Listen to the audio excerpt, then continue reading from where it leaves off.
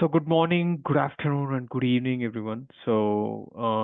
Today in the last class we were troubleshooting this Palo Alto IPSec tunnels. So that will be continued now, and I'll show you what was the issue and what was the fix I did, and then followed by that I will walk you through the PCAP, and also we will do a site-to-site tunnel to see the messages in Cisco devices. And also we will do some kind of a debug in Palo Alto to see some messages. We'll try for it. And followed by that, we have an SSL TLS handshake session. So I will walk you through the steps and procedures to do the pre-configuration to decrypt your traffic in Wireshark.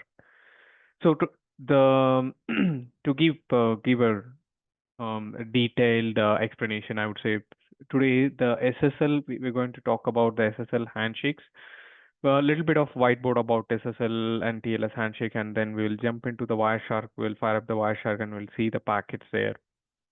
We'll see every packet and how it's been exchanged and what are the key parameters we should understand to troubleshoot the SSL and TLS handshake better.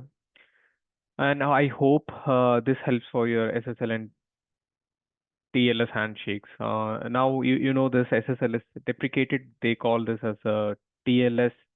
So TLS is evolved from SSL. It's an old protocol SSL that is deprecated, not used anymore. So still some protocol they name it as SSL, but the version is different. So TLS is actively being used. I think in TLS 1.0 is also deprecated now. So TLS 1.2 and 1.3 are most widely used, and TLS 1.3 is the latest version of TLS. So that's really about today's session. So let me quickly open up this PowerPoint. And before that, we'll continue with the Palo Alto. What we did in last class, we'll continue with that. For that, let me open up the browser once again.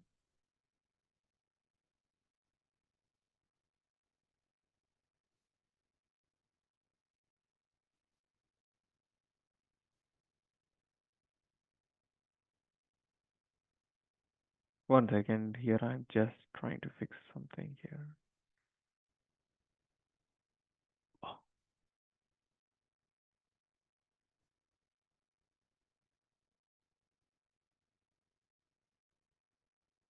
Okay.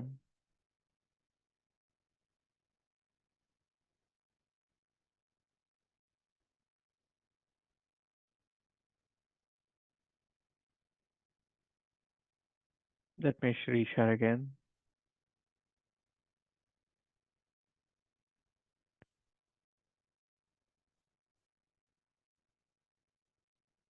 I'm just trying to log in my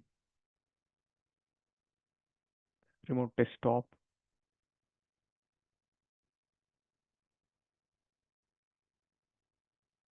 So I'm trying to install the Wireshark on this device to do the SSL encryption decryption profile.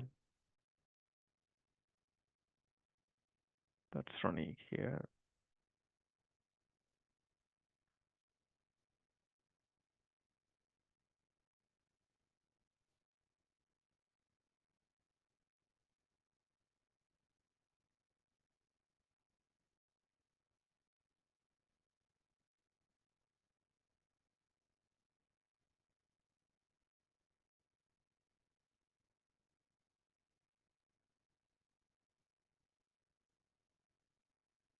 And the files and how to. It's very old, I think, to start this development version.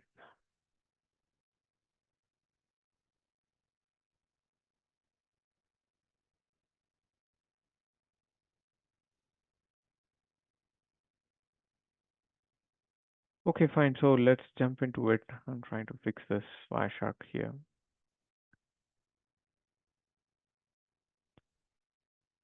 So very quickly explain to quick recap about the topology. So we got the 30 subnet on the left side, and 40 subnet on the right side. These are two LANs, and we build a tunnel.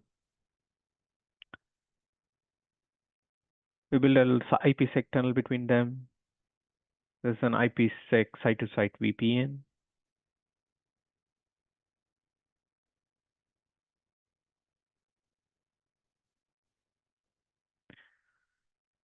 So this is an IPSec tunnel created like this. Yeah. So your encryption actually happens within these two interfaces. So you don't see any encryption here because in the transport mode, your complete traffic will be tunneled. So we are using the site-to-site VPN.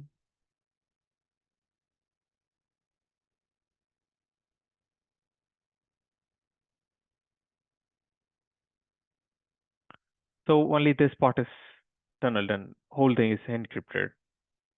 And we discussed about this in the previous classes. So this is a quick recap about the topology. So what we had an issue last time is that we don't see this. We had this outside to outside communication, but whereas from the tunnel to tunnel, it is not happening. I'll show you the configuration inside.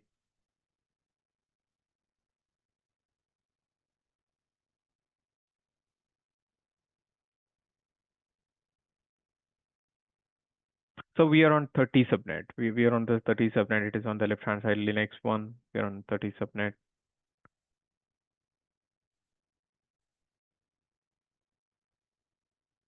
Let me make this to differentiate.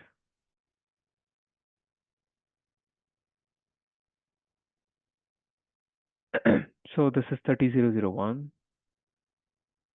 And if I go to this policy, security policy, I have a crisscross rule here. If you look at this, I can't make it even more bigger.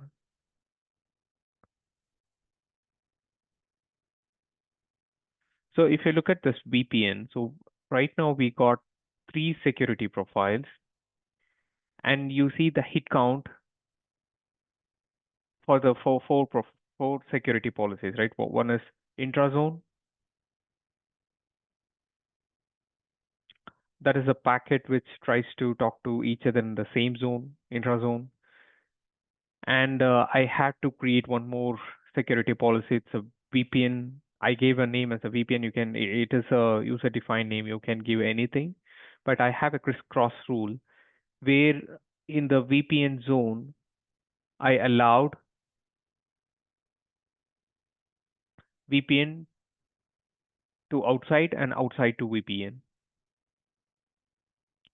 So I should enable both the rules to build my IPsec tunnel. So in the VPN zone, you're going to allow your inside, right? If I open this, I'll show you how exactly I did that.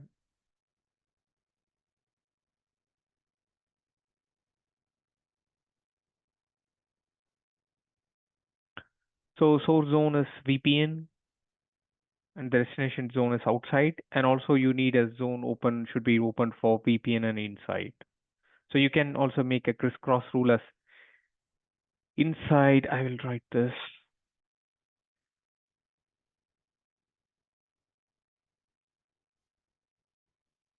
So inside zone,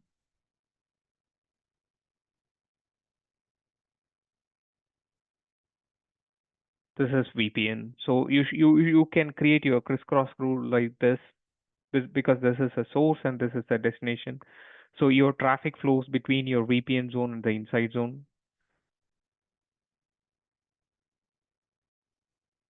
So you can have a crisscross rule like this on both ends, source and destination. So your traffic goes like this, right? Delete this. So your actual traffic goes like this. It goes to from VPN to inside and your inside to VPN, vice versa. And here the challenge is in 8.1, I don't have this monitor, I think we need a license to see that. So this is a bit of a challenge. Even without the monitor logs, you can still troubleshoot with just an Wireshark. Just with the Wireshark, we can troubleshoot this. This is just a small challenge where you can try this 8.1 because I don't see any monitoring profiles, but why it is failing is something we can find with Wireshark. I'll show you the logs where to capture. And if I go to network on my IPSec tunnel, you see both are green. And if I go back to this tunnel back here on Linux 2,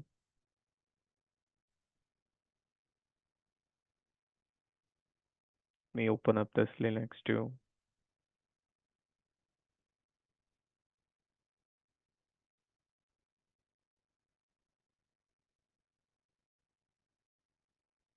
If I go to the browser, open up the logs, policies,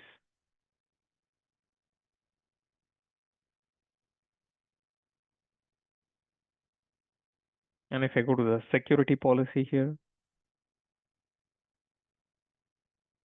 so if I look at this, I mean, this is the rule. If I track this, bit small, you can actually see the hit count. The highest hit count is 55,23,683 packets.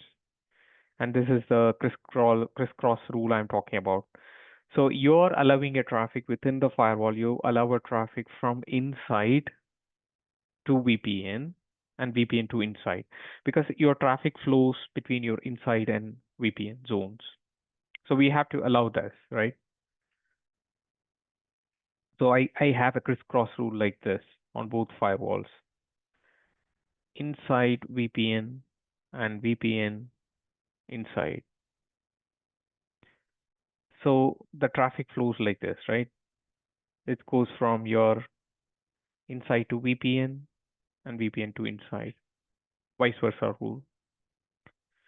Both for your ingress and egress traffic, you should have this rule for your IPsec tunnel. So other than that, our IPsec parameters are fine. And you can see the hit counts here, but we don't have a monitor logs. And if we go back to this capture, and also I'll show you the capture, how to do it again. If I go to Linux 1, that's Linux 1.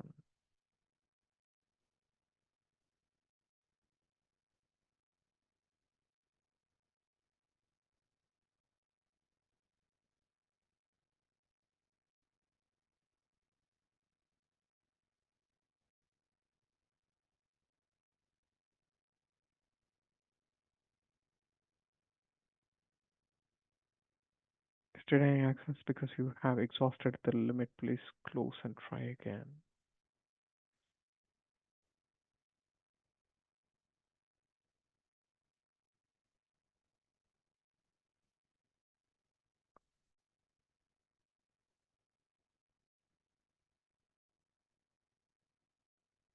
Just now we opened this. Let me close all these terminals.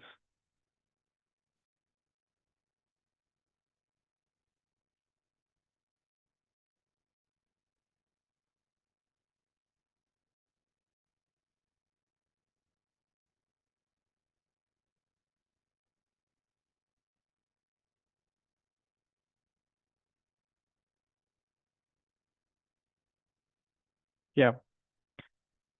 So if I go to this particular PC and then if I see there are two profiles I've created for this.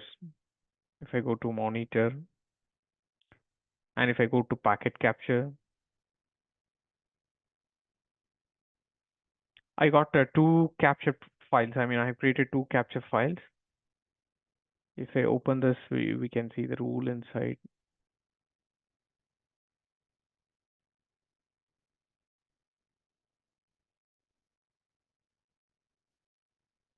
So here I want to give any name you can give it, and you have these three options: firewall, receive, and transmit. So I want to capture the traffic for both for me ingress and egress. So I have my profile created for transmit. The stage is transmit is all the egress traffic, the packet which has been sent out from this particular firewall. So you can give something like some substantial value, maybe 10,000 bytes of data. That's something I did. So once I created this profile. I'll show you how to do this. For receive, if you want to do for the receive traffic, you can do it receive, and you can give receive underscore VPN, any name you can give it. And if I can give out 10,000 bytes, here also I can give 10,000 bytes. So it is done. Your packet capture should be on. And if you go to the manage filters, here what you want to exactly filter here. So here I can give something, my ingress traffic, the traffic which is coming in is Ethernet 1/1,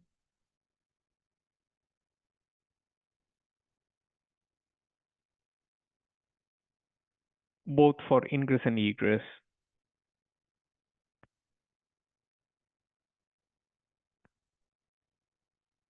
So I can give my tunnel interface,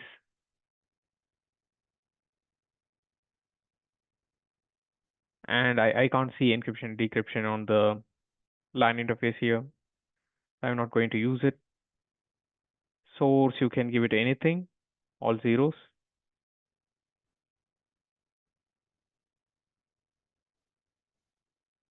Here you can give all the source.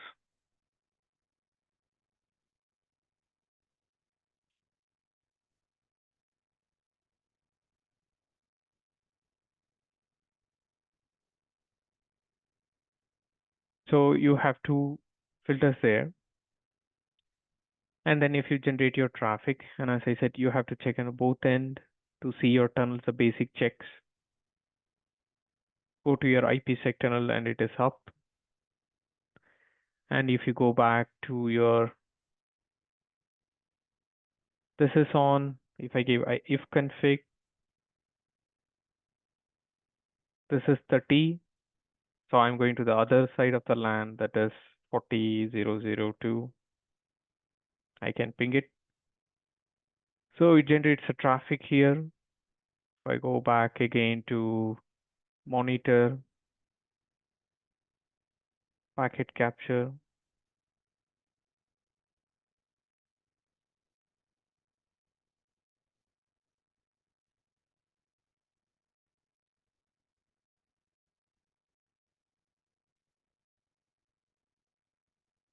we gave this transmit underscore VPN. I can download this PCAP. It's a pretty big file.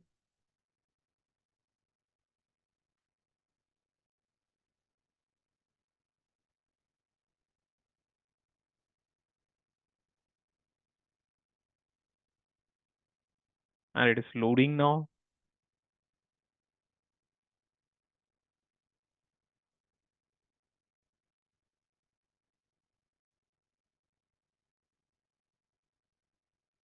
And if I give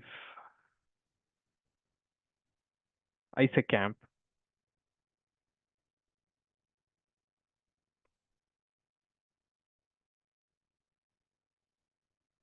it's loading here.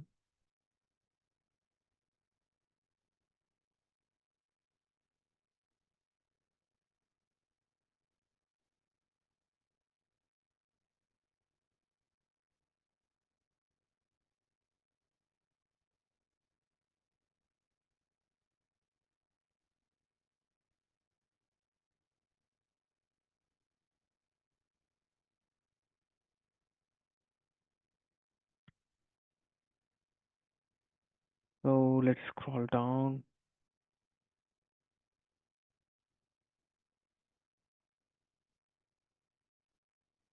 So this is something we did a transmit. So you see this is only it captures the traffic that goes out. So we don't see the So this is a responder response, so it means that the initiator is on the other end. So, and if you see this ISAC camp, it is happening only between the public and public. If you look at this topology, it is between 10 and 100. All your MM1 messages happens. So it's a phase one tunnel. So when it goes to your quick mode, there you will see your phase two tunnel, your actually interesting traffic inside. So that is all purely encrypted. We discussed about this in the previous class. After MM4 and MM5, all your packets are encrypted. So you don't see anything after MM4. So MM5 and MM6 is completely encrypted. That is your quick mode, and all your quick mode traffic you can see in your with your ESP protocol here for the Palo Alto. And we discussed this, the SPA value. From the SPA value you can differentiate. So we just capturing the transmit packet purposely to see, and this is the only the SPA value of the sender, the source, 10001 and 100,001. So when you troubleshoot your problem, you should see your ISACM packets in the Palo Alto, and in the ISACM packets, the expected is you can see only the outer header value. And when you're using your ESP, the whole packet is encrypted. If you open it, you can't see anything. Inside this ESP tunnel, this is your phase two tunnel. There, actually, your interesting traffic talk to each other.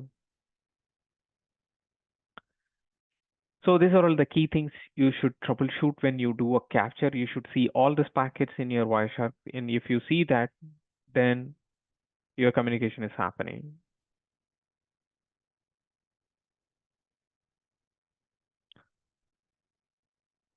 Now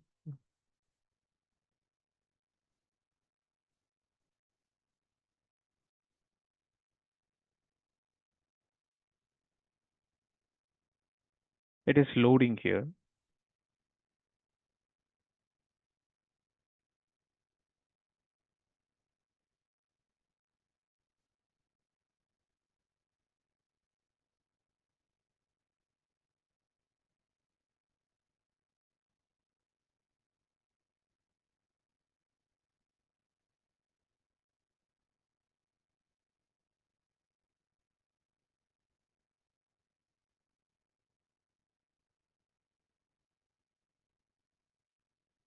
It's a pretty big file.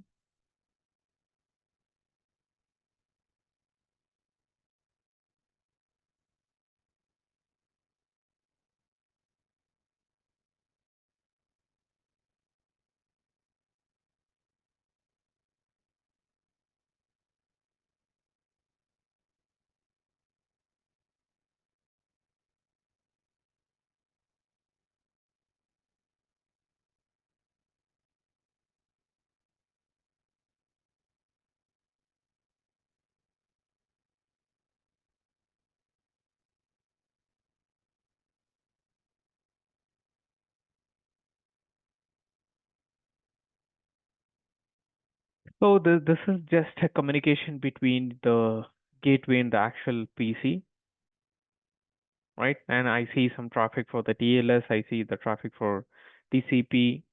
This is just a communication between these two, and this is not encrypted here.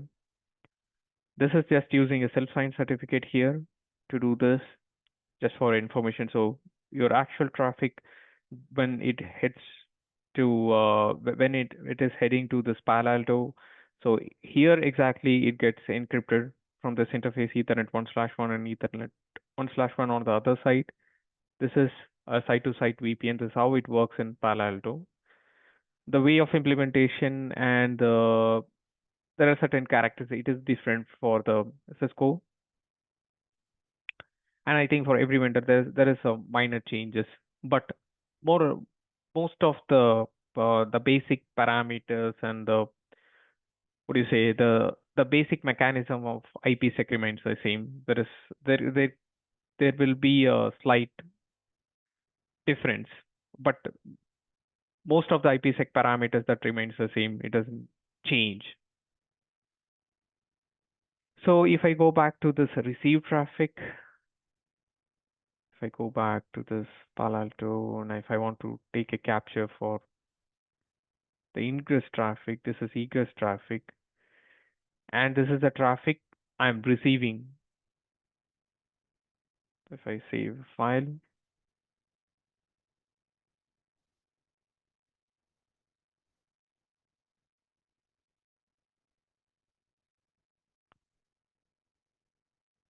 so this is coming from 100.0.0.1. If you see this is 100.0.0.1 coming to 10.0.0.1.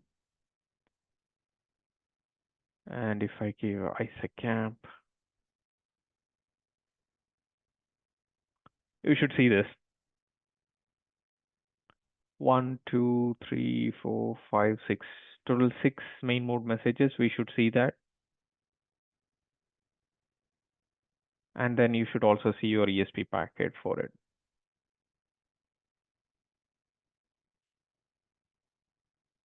We didn't capture any ESP.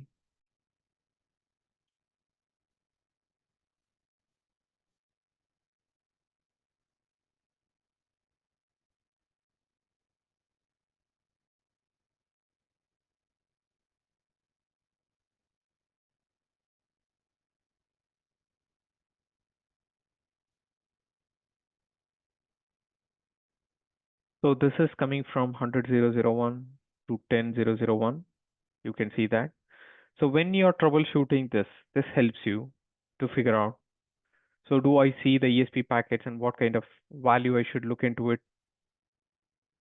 And is it properly encrypted or not? So this is how you do a packet capture in the Palo Alto, right? So in Cisco, they say it is an embedded packet capture. There you can do your capture on the device. Also, you can take a TCP dump. That's a different way of doing it. But when the actual communication encryption decryption happens, it is always advised and it is always you should use your device to capture your traffic. You have to take your TCP dump on the device, especially for your IPsec. But for your TLS, you can use either your source or destination to do it. So it's based on the scenario, what you're troubleshooting and working on. So based on that, you have to be more adaptable to change your troubleshooting steps.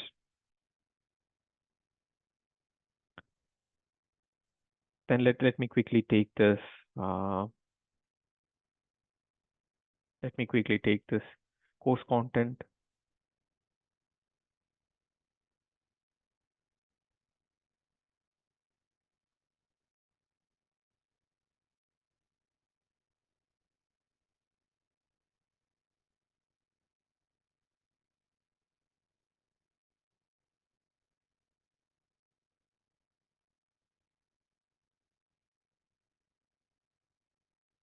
And one more thing I want to tell you, I missed out one more thing.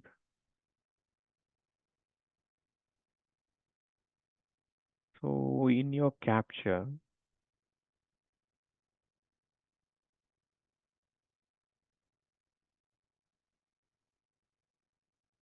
so if you look at this, the TTL value, right, from source to destination, it says 62.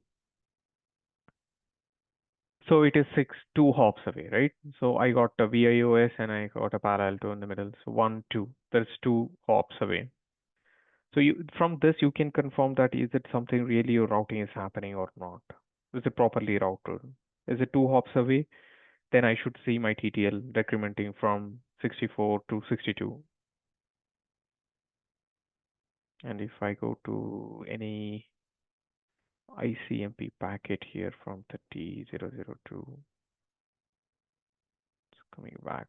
Just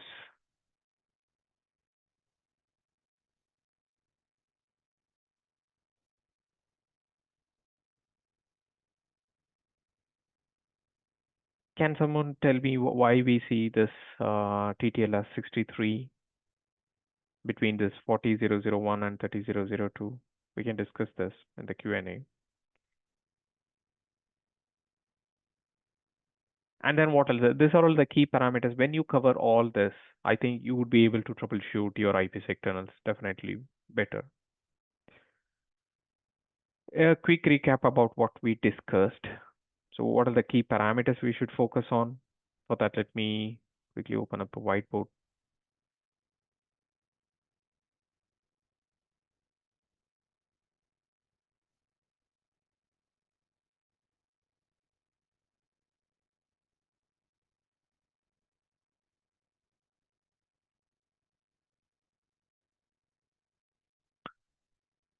So what should I see in my IPsec tunnels? There is, I told you it's a phase one, it's a phase two, right? So you define your Diffie Hellman group. So when you're troubleshooting this, is there any mismatch with your Diffie-Hellman groups? It should match each other. If you're using your pre-shared key, it should match each other.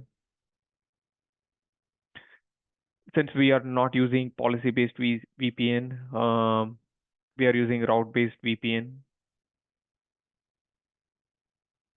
For Palo Alto, this is site-to-site. Palo Alto PE, Palo Alto. You have to check for your pre-shared key, your key encryption, and hash. As I said, these three parameters are very important. Your key encryption hash that take care your phase one tunnel. And we discussed about this, yeah, MM1 until MM6 messages. You should see all the 6 messages. Then comes your quick mode.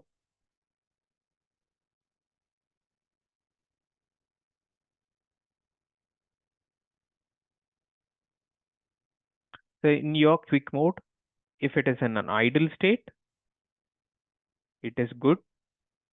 Because why it is an idle state? Using this Diffie-Hellman group exchange on both ends, it comes up with a session key. So your new session key will be created based on your lifetime. And if a lifetime example for 1 hour, and after 1 hour, the session key will be created. So most of the time you would see in the Cisco boxes, your quick mode would be in idle state because it is done with the session key creation, right? And your pre-shared key here, the Diffie-Hellman actually carries your secret key that is encrypted using this, and it goes out to the other end. So this is very important theory you should understand behind your IPsec tunnel. And only in your phase two, you know that your interesting traffic, right? All goes inside your phase two. And that is purely encrypted. Because after MM4, MM5 messages, everything is encrypted. Even the phase one, you can't see anything. The phase two is completely encrypted, and here we use a protocol ESP. And here for phase one, we are using ISACAMP. Take a different color.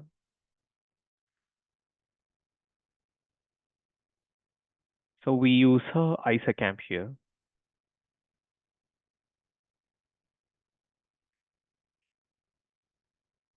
So this is how we troubleshoot. So from the Wireshark perspective, what else we should see in the Wireshark perspective?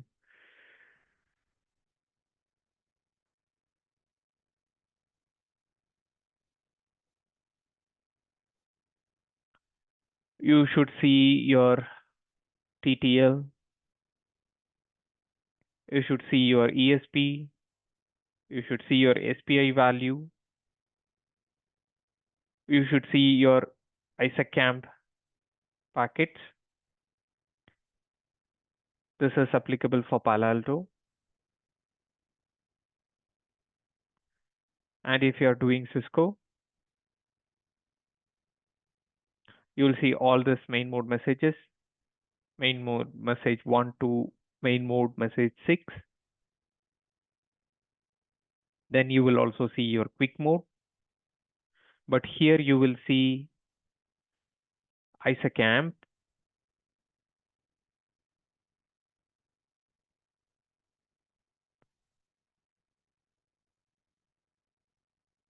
So here actually you will see your ISACAMP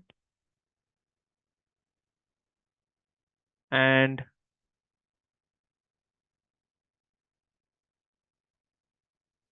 ESP. You will see only these two in Palo Alto.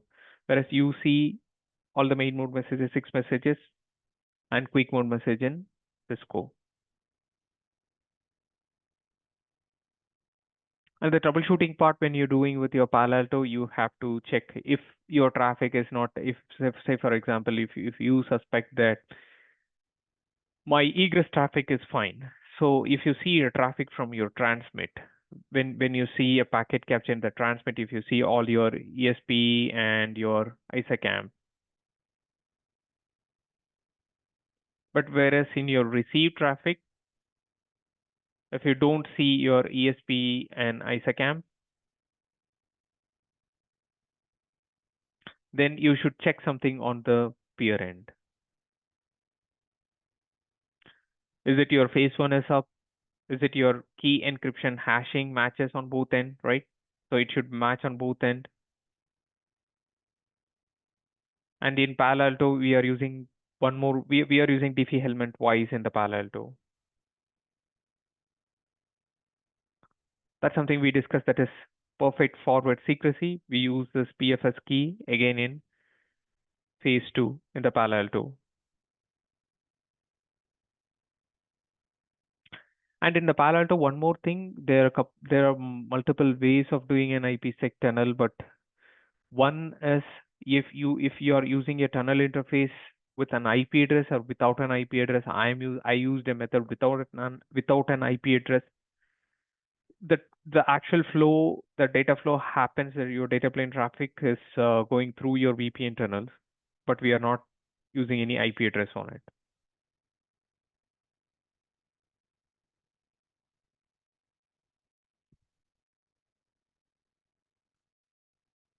But if you are using IPsec tunnel with a tunnel interfaces, then you have to pick a common prefix.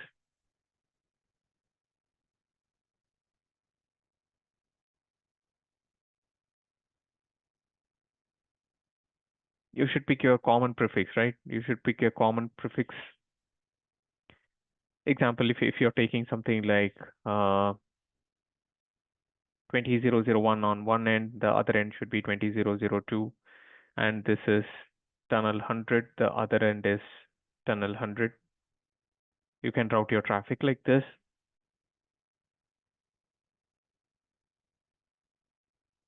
Multiple way of doing it, and I'll show you how we did.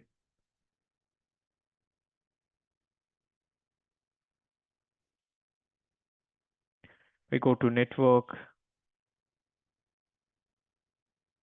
then if I go to interface,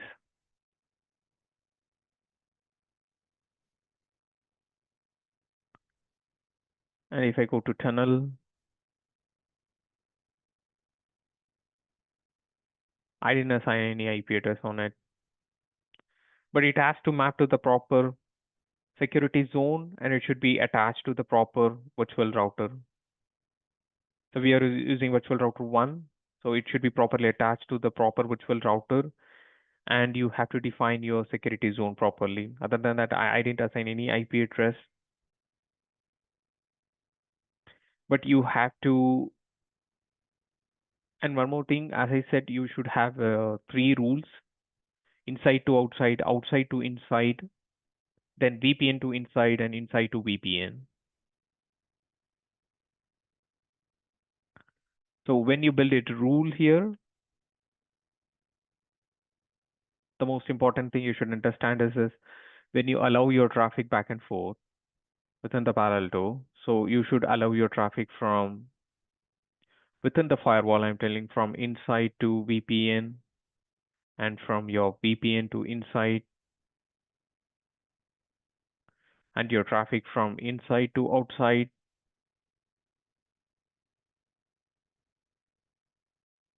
and then from your outside to inside. Ensure that you have all these rules, otherwise your IPsec tunnel will not work. If you generate your traffic something from inside, and if you're trying to reach something outside, it works. But when you try to ping from outside to inside, if you don't have this rule, it doesn't work when you're doing your VPN testing. So in the beginning, if you're learning, it is always better to have all these 4 rules. This helps you to troubleshoot better, and you can play around with these rules and you can figure out why it is not working. Without the monitoring mode, try to do it with just a Wireshark, and that proves that if you can see your IPSec camp, and if you see your ESP, yep, your connection is good. And if you got something in the middle, it is blocking. From there, you can troubleshoot what you will see in the Wireshark and how do you find a problem, like how we did. Try to ping across, spend some time, and try to learn this lab.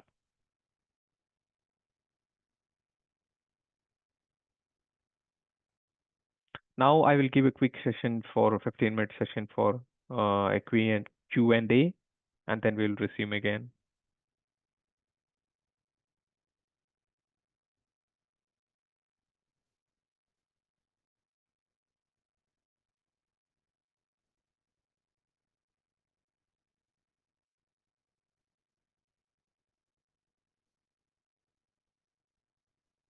Hi everyone. Do you have any questions?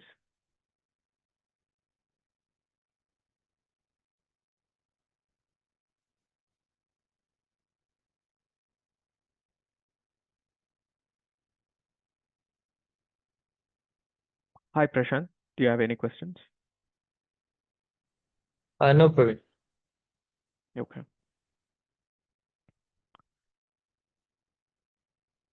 Asad, Malhar, Miraj, Juan, do you have any questions? No, Praveen. Okay. No, Praveen. Okay. And then you guys understood how to do this IPsec tunnel, how to troubleshoot, and how to take the packet capture. That's most important. How to take a packet capture in the Palo Alto firewall.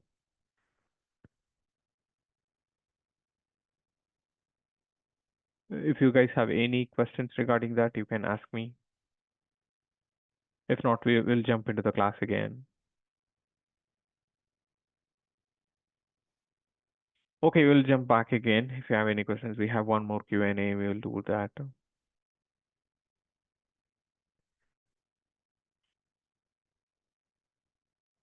So you can see this, a quick recap.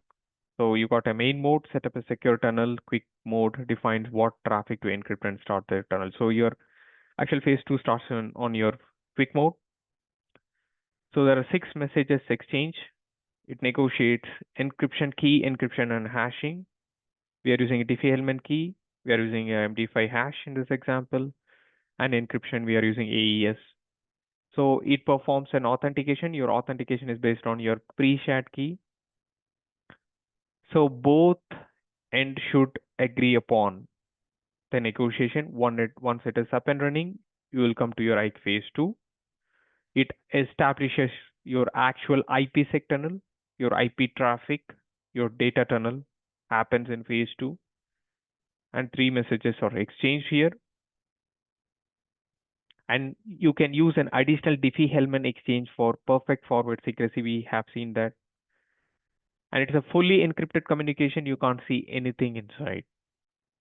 So after this, it's completely encrypted. It begins your secure data transfer. That's a whole view of your IPsec tunnel. Then coming back to your SSL. So we'll very quickly we'll do a whiteboard for 5 minutes. We'll jump back to your SSL profile creation and how do we capture the SSL traffic. Yeah. So in the SSL, we know with SSL and without SSL, what is the difference? That's something I want to give a quick background about that. So your actual traffic, we know we are doing this for a very long time. So I don't want to give you much explanations about this part. Say, for example, if I take this is not good.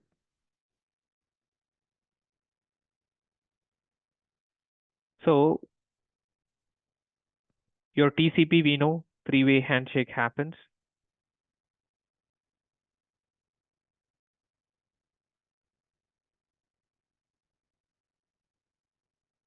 And this is layer 4. There are only 2 transports so far. And there is one more that's upcoming that it's being used that's called quick, that is out of topic. So the transports we use mostly used are TCP or UDP. So the TCP, they evolved and they came up with a protocol, like a quick protocol. That's something we are not discussing, but still now the most widely used is TCP for the connection oriented protocol. We know this. And apart from this, this is, as I said, this is layer 4. So when we are going to the upper layer, right? So we don't bother about presentation and everything. We go all the way back to your layer 7. So whatever the protocols we use, say for example, if you are using your HTTP again has a different version as HTTP and HTTP.2. All this comes under your layer 7. But we can't actually see when the connection is happening over the TLS tunnel. Say this is an SSL tunnel that is deprecated again. So all you see is whenever you go to a Google, let me open this.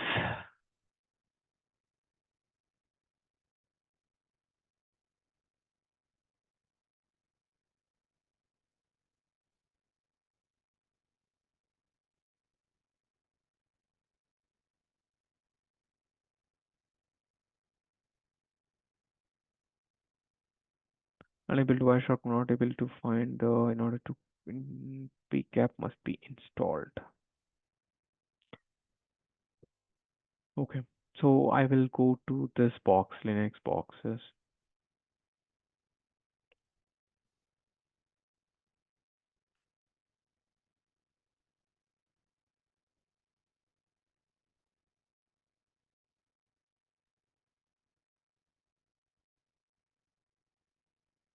So now let me open this Wireshark.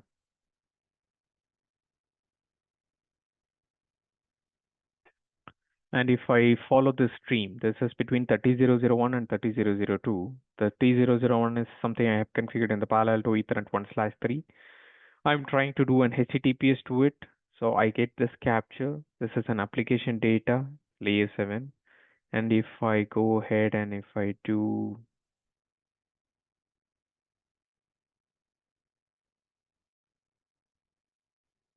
whenever I see a packet and I want to see the conversation from the beginning, I have to go to TCP.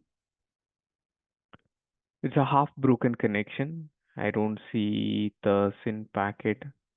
Let me go here. Conversation filter TCP. Okay. So right from here, I see SYNAC hack, my layer 4 communication. Then it sends a client hello and server hello. That's fine. So what I'm trying to say is here you see a lot of application traffic. But if I try to open this SSL, it's telling HTTP over TLS and all your application traffic, including your protocol, is encrypted. We can't see anything. This is how it works. But it is using some kind of, it is telling it is using HTTP, but it's over TLS, so it is encrypted. So this is an HTTP connection because we open this with HTTPS. Go here, we open this with HTTPS 30001, right? And when we are troubleshooting your TLS, when you're troubleshooting your SSL, the base thing what you should know is you should click on your pad icon and it is telling that the connection is not secure. What is the meaning of this? We go to the more information. We give a view certificate. So I see something like the organization is a Palo Alto. So why I see this is not secure? It's because in my roots certificate, I'll show you in the Linux, I'll show you in the Windows. I'm much familiar with Windows on that. So inside your trusted store. So when you're troubleshooting your SSL, the primary thing is if it is your traffic is over the firewall, routers or switches, it can be anything.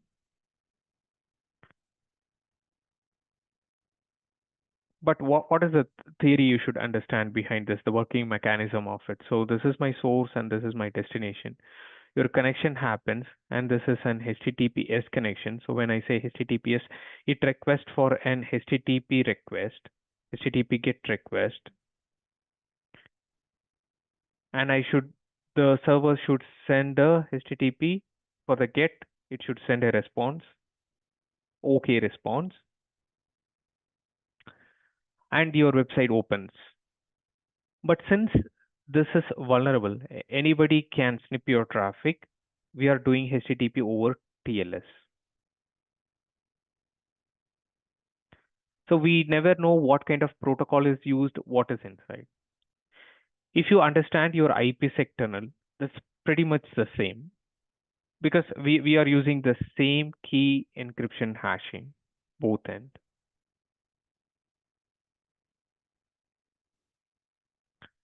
So in the beginning, when your connection establishment happens, it's going to exchange these three parameters, your key encryption hashing. The same thing happens with your TLS connection. I'll show you, even though it is encrypted, still you can see your key encryption and hashing values here, right? So that is something called as a cipher suite.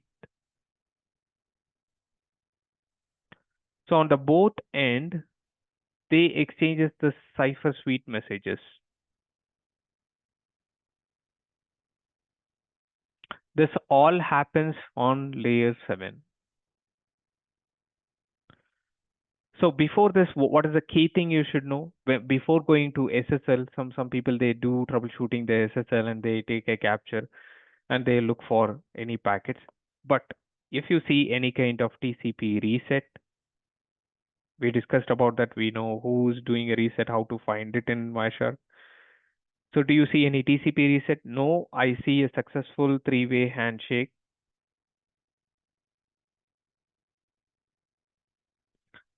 And if I want to see anything related to the error, what I would suggest is always look for your record layer, the Wireshark. So here, let's see what is the error we get from this capture.